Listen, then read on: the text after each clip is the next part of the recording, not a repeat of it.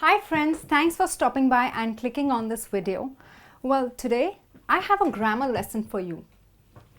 A lot of you have asked for active and passive voice. So this lesson is for all of you who were always interested in learning the passive voice.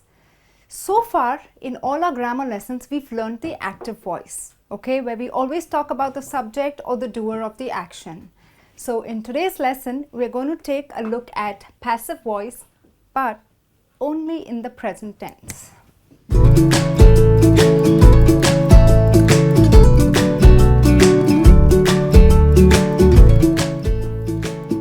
Okay, so before we start, let's understand that in a sentence, usually we have a subject, we have an action happening, and we have an object. So first understand what is a subject. Now a subject is a person or thing that we are talking about or who's doing the action, okay? And obviously the action is a verb, so you have various verbs. You have write, sing, talk, dance, okay? And the object is the person or thing on which action is done upon, okay? It is the receiver of the action, fine? That is what an object is. So now we're going to see how we use the passive voice, or how do we make passive voice sentences in the present tense, okay? Now in my first sentence, mother writes an email, okay? So since we're just beginning, let's understand what the subject and the object is in the sentence. So mother, now who is doing the action? Mother, okay? We're talking about mother. So mother becomes the subject, okay? What is she doing? What's her action? Writing. So she writes. So here is the verb, writes. Now what does she write? She writes an email, okay? So this becomes your object, okay? A lot of people assume that the last word in the sentence is the object. Well, this is not so. Whenever you are confused, ask the question, on what is the action done, or on whom is the action done, and the answer you get is your object, okay? Now this is in the active voice. Active means we are focusing on the subject or the doer of the action. But if I want to make this into a passive voice, I have to make some alteration, right? So what is a passive voice? In a passive sentence, we focus or we give importance to the object, okay? But how do we make a passive voice? There are certain things that you need to follow, and well, when you do it, you'll have it correct, okay? So the first thing is, after you identify the subject verb object, you have to interchange, okay? So you have to make the object subject and subject object, okay? So subject object, okay, you interchange them, because now you're going to give importance to the object. So all you need to do is put it in place of the subject, and email, okay, and here you put mother. So you have interchanged it, all right, fine. Now what do we do with the remaining part of the sentence? Remember, the verb in the sentence, in the original sentence, in this case you have writes, always, okay, and I mean always, goes in the third form. The third form means the past participle.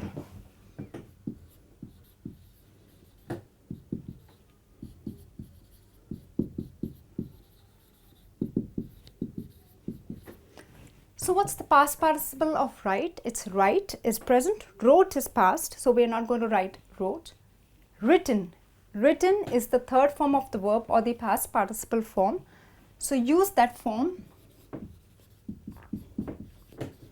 Okay, now if I leave the sentence at this, it holds no meaning. An email written mother, it just doesn't make sense. Now remember, you cannot change the tense of the sentence. As this sentence is in the present tense, please make it a present tense. So this is a simple present tense, writes, mother writes, okay? So you use an auxiliary verb. An auxiliary verb is nothing but a helping or a supporting verb.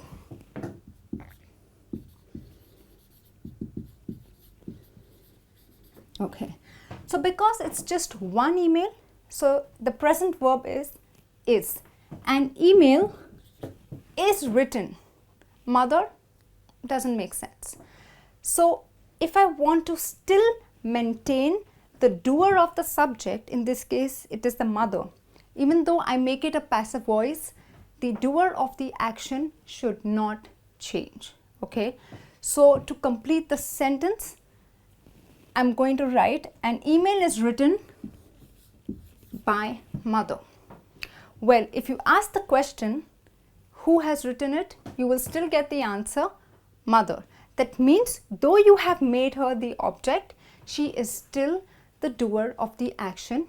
You have kept it in the present tense, and yes, you have made the subject object and the object the subject. You have interchanged them, right? So an email is written by mother, right?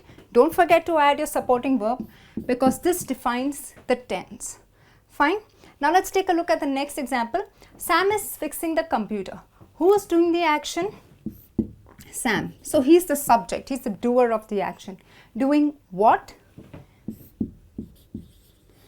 Well, so this is a continuous tense, right? He's fixing, the action is going on.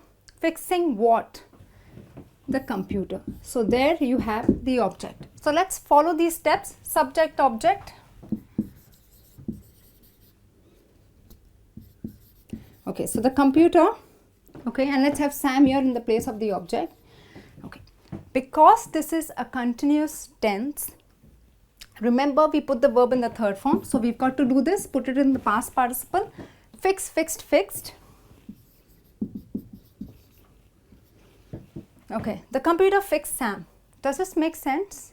Of course not. The computer can't fix Sam. It is Sam who is doing the action.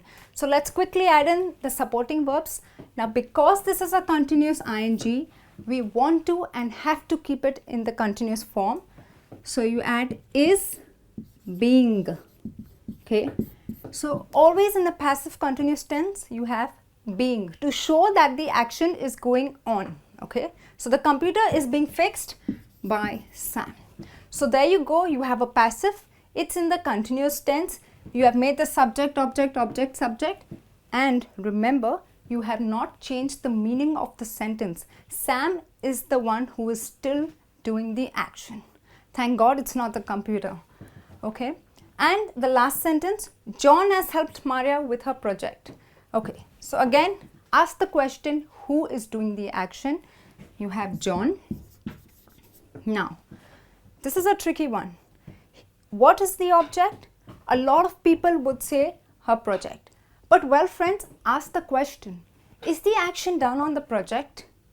No. On what is the action done? On whom? In this case it is Maria. So you have object. So what's the verb? The action has helped.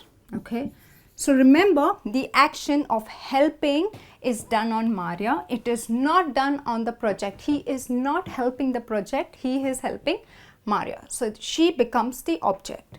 Now let's quickly follow. Let's interchange subject, object. Well, in this case we are only going to play with the subject, verb and object. Only interchange them and change the form. Do not play with the other part of the sentence. Let it be the way it is. Okay, so Maria. Okay, and you have John here. Okay, now this is a present perfect tense. You have has already with the verb in the third form. Great. So you let the third form be the way it is.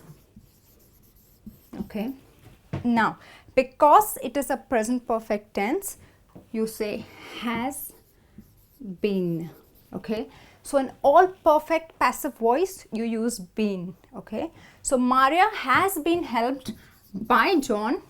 Okay, we've done the interchanging, you've put the verb in the third form, you've added auxiliaries, and just complete the remaining part of a sentence.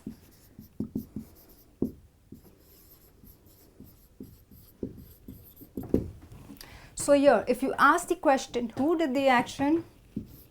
You have John who's done it. You have not changed the meaning of the sentence. Okay friends, so these are basic sentences in the present tense. Now let's take a look at how do we make questions in the passive voice. Okay, so the first question, why does your brother sing such sad songs? We're going to do the same things, object, subject, subject, object, but remember, please keep it as a question. Don't try answering it. Okay, so why? Now, your brother is the subject, such sad songs are the object, and sing is the verb. Okay, so here it is for you. Why are such sad songs sung by a brother? You've put the verb in the third form, alright, you've interchanged the subject, object, object, subject, and you've put are as an auxiliary verb because there are many songs, okay. So why are such sad songs sung by a brother? Okay. The next question, who is doing the dishes? Now, when you have who and you put it in the passive voice question, it is always better to start it with by whom, okay, rather than having it by whom in the end. It's always nicer to start your question with by whom, okay, when you put who to passive voice. So by whom are the dishes being done? Okay, so here you have the object, okay, it's a continuous tense. You have put being and put doing in the third form, done. All right, it's exactly the same thing. The only thing to remember is please keep it as a question. The last one, why have you called me here? You is the subject. Okay, if you see have called, it's a perfect tense, called me. Okay, so now let's interchange. You have object, subject, subject, object. So you have why have I, okay, me is the object, that becomes I in the subject. So why have I been called here by you? Okay, so you have made you into the object by you. So why have I been called here by you? You have maintained it in the present perfect tense. Okay friends, so we've learned the simple, continuous and the perfect tense in the present tense, and we have not done present perfect continuous because there is no passive voice in the present perfect continuous tense. Alright friends, well, with this we end the passive voice in the present tense. I hope you enjoyed watching this lesson. I have a test for you. Do take it, and I'll be back soon with a new lesson. Till then, take care and bye.